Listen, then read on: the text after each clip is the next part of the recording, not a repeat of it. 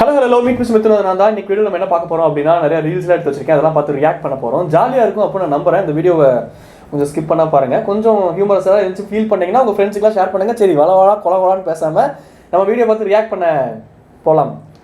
Let's go.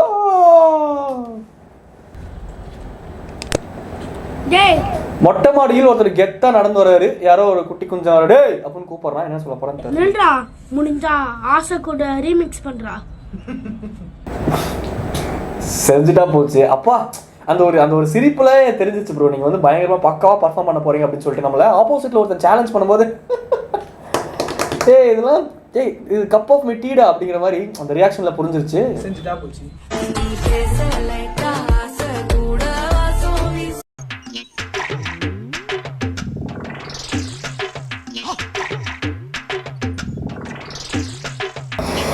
நான் கம்முனு கலக்கணும்னு try பண்றேன், எதுவும் முடியல.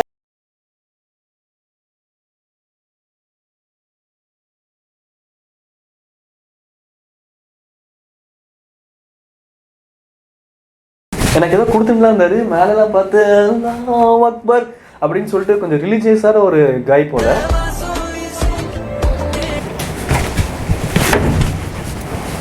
ஓஸ் மாஸ்டர் கராத்தே ரே நானும் தான் போயிருக்கேன். நானெல்லாம் ஏதோ ஒரு பெல்ட் வாங்கினேனே ஆரஞ்சோட சரி. அதுக்கப்புறம் போகல.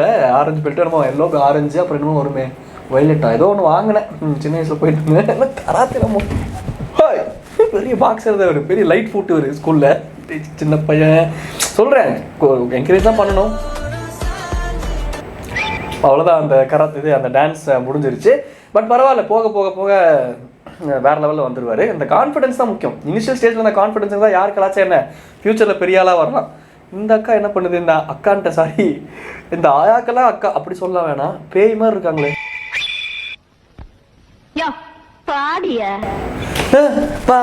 பாடியில போக வேண்டிய வயசுல இது தேவை இல்லை பாட்டி. நான் என்ன சொல்ல வரேன் அப்படின்னா, நடந்து போகும்போதே பார்த்து போக வழுக்கி விட்டுற போது அப்படின்னு சொல்ல வேண்டிய வயசுல இப்போ வழுக்க வேண்டிய இடத்துல நின்றுக்கிட்டு இருக்கீங்களே. வழுக்கி இழுது விழுந்தா போக வேண்டியது தான். அப்புறம் அதுக்காக சொல்கிறேன், கொஞ்சம் கேர்ஃபுல்லாக இருங்க பாட்டி.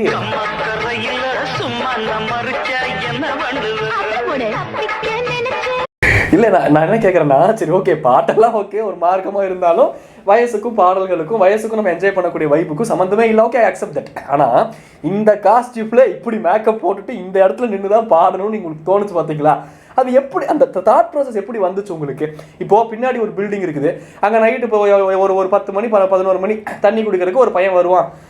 தண்ணி குடிக்கிறதுக்கு சரி ஓகே, நான் இப்போ தனியாக இருக்கிறனால அதை ரிலேட் பண்ணிக்க முடிஞ்சு. தண்ணி குடிக்கிறதுக்கு ஒரு பையன் வரான்னு வச்சுக்கோங்க. நைட்டு ஃப்ரிட்ஜெல்லாம் திறக்கிறான். என்னடா அது ஜன்னலுக்கு வெளியே மூமெண்ட்டாக இருக்குது அப்படின்னு சொல்லிட்டு ஜன்னலை திறந்து பார்த்தானா என்ன நினைப்பான், பெய்டா அப்படின்னு அப்பார்ட்மெண்ட்டுக்கே கிளப்பி விட்டுருந்துருப்பான் பாட்டி. என்ன ஏய் நீ இவன் யாரா, இவன் கொரில்லா போஸ்ட்மேன் இருந்துக்கிட்டு இருக்கான். பாட்டியை பற்றி பேசி முடிக்கல, அதுக்குள்ளே இவன் ஏதோ வந்துன்னு என்னது இது என்னது ஏண்டா. இல்லை எனக்கு ஒன்று புரியல. வயலட் கலரில் என் கலர் ஃபேவரட் கலர் நாசமாக போச்சு. வயலட் கலர் நீ போடுறது கூட மனுச்சு விட்டுறேன்டா. அதுக்கு மேட்சா நீ மேலே ஒரு செயின் போர்டு சுற்றிக்கிட்டு இருக்க பார்த்தியா? என்ன பண்ண போகிறான் இவன்? ஓ பயங்கர ஃபைட்ரு போல. மேலே எதை எழுதியிருக்காரு ஒரு நேம் வந்து சஞ்சய் குமாராமா, சரி. ஏஜ் 23ஆமா, சரி. குவாலிஃபிகேஷன் எம்எஸ்சி மேத்தமெட்டிக்ஸ் படிச்சிருக்கீங்க, ஒர்க்கிங் டீச்சர் அண்ட் ரெஸ்லிங். ஐயா, ஒரு டீச்சராக இருந்துக்கிட்டு மாணவர்கள் மத்தியில் இப்படி நடமாட முடியுமா? இப்போ நாளைக்கு உங்கள் மாணவரே ஃபோன்லாம் பார்க்குறாங்க. ஸ்க்ரோல் பண்ணும்போது இது இவனை எங்கேயோ பார்த்த மாதிரி இருக்கா, டேய் நம்ம சார்றா அப்படின்னு.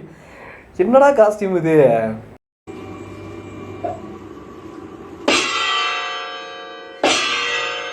ஏன்டா நல்லா இருந்த பாத்திரத்தில் எடுத்து உடைக்கிறேன். இப்போ நான்லாம் எழுத்த வீட்டில் பாத்திரத்தை கொடுத்துட்டு மறந்துட்டு வந்தாலே எங்கள் அம்மாலாம் என் பிராணம் போகிறவளை கடிப்பாங்களே.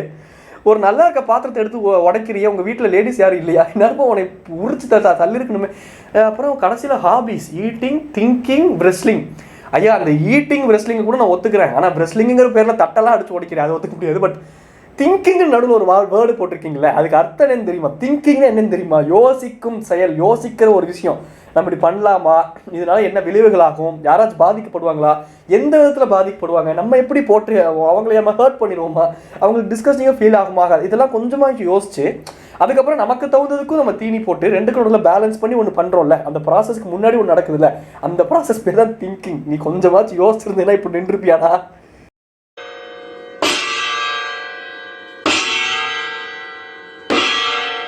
என்ன இப்போ டிங்கு டிங்கு டிங்குன்னு அதை குத்தி இன்னத்தை ப்ரூவ் பண்ண போகிறீங்க? இப்போ ரெஸ்லிங் ரொம்ப ஸ்ட்ராங்கான ஒரு மனிதர்னு ப்ரூவ் பண்ண போகிறீங்களா? சரி, அதுக்கு எதுக்கு ஆடை அலங்காரம்லாம் இல்லாமல் இருக்கணும்? ஷோ கடவுளே, இவனுக்கு யார் இவனுங்களா? எங்கிருந்துதான் வரீங்க நீங்கள்லாம்? இப்போ அடுத்து என்னது? கீழே இருந்தது OMG, ஓ மை காட். நாடைக்குள்ளே நான் வேண்டும் வசி. நல்ல பாட்டு தான். இப்போ வந்தான் அந்த அம்மா ஃபோன் பேசிகிட்டு இருந்துச்சு. ஃபோனை வாங்கி பார்த்தா அது வெடுக்குன்னு பிடுங்கி பார்த்தா அந்த அம்மாவுக்கு ஒரு ப்ரைவசி இருக்குது, அதை கன்சிடர் பண்ணியிருக்கலாம். But over the period of time ரொம்ப இன்டிமேட்டாக ஆனதுக்கப்புறம் ப்ரைவசி ஆகுது அப்படின்ட்டு கஜா கஜா கிச்சு கஜா ஐ மீன் ஃபெஃபிகால் மாதிரி இருக்கிறது நல்லா தான் இருக்கும், அது வேறு விஷயம். ஃபோனை வாங்கி பார்த்துட்டு கீழே தூக்கி போட்டானே என்ன அப்படி என்ன அந்த புள்ள யார்கிட்ட பேசிட்டு போகுது?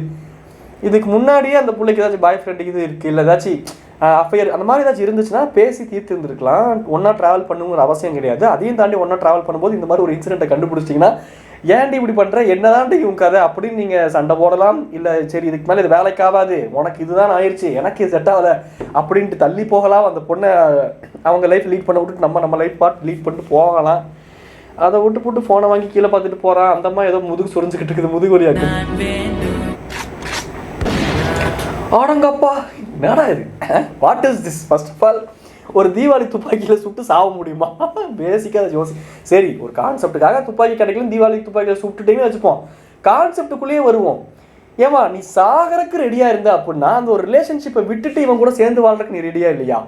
நாக்கப்படுங்கிற மாதிரி இருக்கா இல்லையா அந்த கேள்வி? எனக்கு நான்லாம் ஒரு ஆள் இந்த கேள்வியை கேட்க வச்சுட்டே அது இன்னும் உனக்கு அசிங்கம், புரியுதா இல்லையா?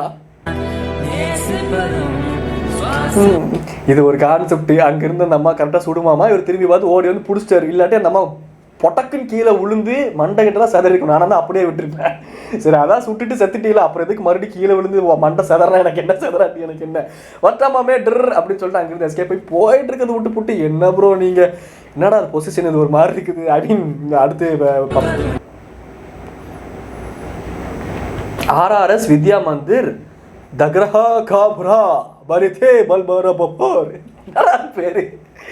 என்னது RRS வித்யா மந்திர் வரைக்கும் ஓகே. தக்ரஹா காபுரா பரேதி பல் ரபோர் அப்படின்னு சொல்லிட்டு ஏதோ ஊராட்டு இருக்குது. இது இல்லை, அது என்னன்னு எனக்கு புரியல. Excuse me? Yeah, what can I help you? Excuse me?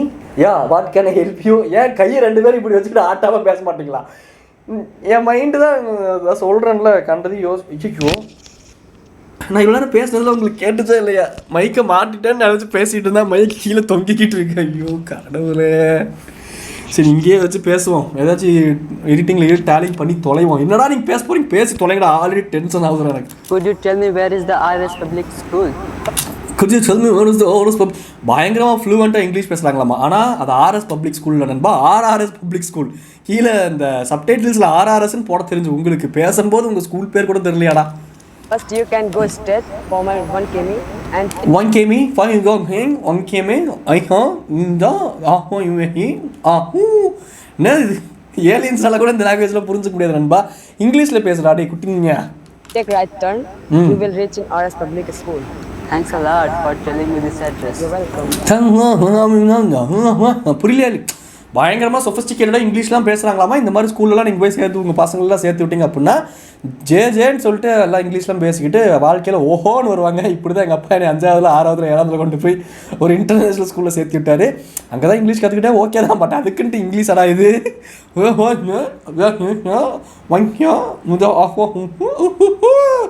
இது இங்கிலீஷாக இது இதில் கேட்காது. என்ன லாங்குவேஜ் எனக்கு தெரில. பட் இந்த மாதிரி ஒரு பொட்டென்ஷியல் இருக்கக்கூடிய ஒரு ஸ்கூலில் தான் வந்து நாளைக்கு என்னோடய பிள்ளையெல்லாம் பொண்ணோ பையனோ அதுக்கு முதல்ல கல்யாணம் ஆகணும், குழந்தை பிறக்கணும், அது ஸ்கூலுக்கு போகணும், அதுக்கப்புறம் பார்த்துக்கலாம். சரி ஓகே அவ்வளோதான், முடிஞ்சு போச்சு. கடவுள் பேச கிளம்பி தான் உங்கள் மீட் மிஸ் மிதுன். இந்த வீடியோ எங்கேயாச்சும் உங்களுக்கு பிடிச்சிருந்துச்சி, நல்லா இருந்துச்சு அப்படின்னு சொன்னால் நீங்கள் ஷேர் கூட பண்ண வேண்டாம். ரெகுலராக வீடியோஸ் இனிமேல் வர ட்ரை பண்ணுறேன். அந்த ரெகுலராக வீடியோஸ் வரும், அது மைண்டில் மட்டும் வச்சுக்கோங்க. எப்போயாச்சும் ஃப்ரீயாக இருந்தால் பாருங்கள், ஜாலியாக இருங்க, என்ஜாய் பண்ணுங்கள். டாடா பாய், டாடா பாய். என்னடா அது ஆஃப் ஆக மாட்டேங்குது?